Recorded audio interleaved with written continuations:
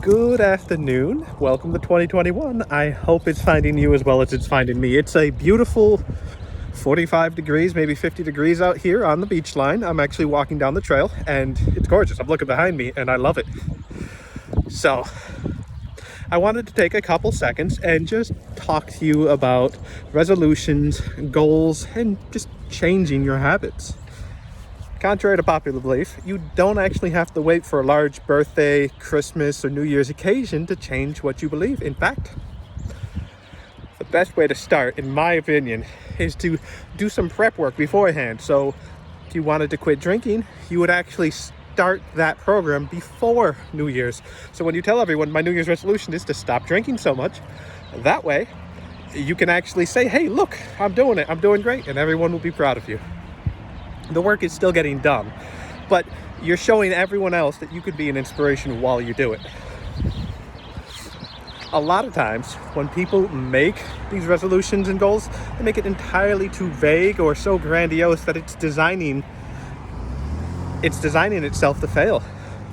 A lot of people will say, I would like to quit smoking altogether, or I would like to drink less. And those are great goals, except they're either too vague or just such a hard goal to obtain, you're setting yourself up to fail.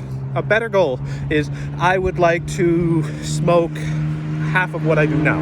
I would like to only smoke on my break as opposed to any other time. Or I would like to drink $30 less a week or a month, whatever your taste happens to be.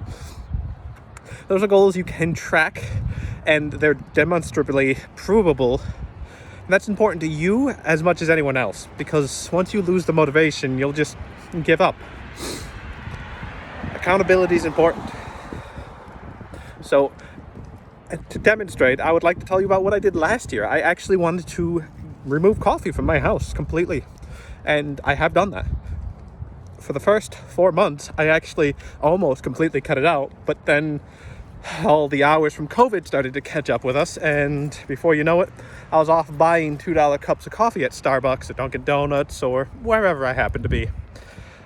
I like the Donut Inn that's downtown, but I don't expect you to live near me, so. Now, when I want a coffee, I'll go out, I'll drive out, I'll put on pants, and I'll buy a $2 cup of coffee, and that way, I really want the coffee when I go out to get it. And I'm not saying I can't have it, just that I will not keep it in my house anymore. And I feel better for it. Of course, now I just found other vices, so. So yes, what you would like to do is to go and get yourself a pen and a paper and say, I want to drink $30 less a month. You can do that. You can track how much you actually spend a month. And then you can figure out how to cut back a little. Maybe one week you just don't buy that 30 pack. Maybe you drink a couple less beers, or maybe you just give up drinking entirely for a week. And conditionally, those might be pretty hard depending on exactly where you are. But they are obtainable, they are trackable, and you can demonstrate to yourself and others that you're actually doing it. So please, when you make a New Year's resolution, don't give up. Don't scoff at the year entirely, and don't put other people down. Just helpfully suggest that they start smaller, and you can always keep them on track yourself. I encourage you, go over, call your friends, and help them out.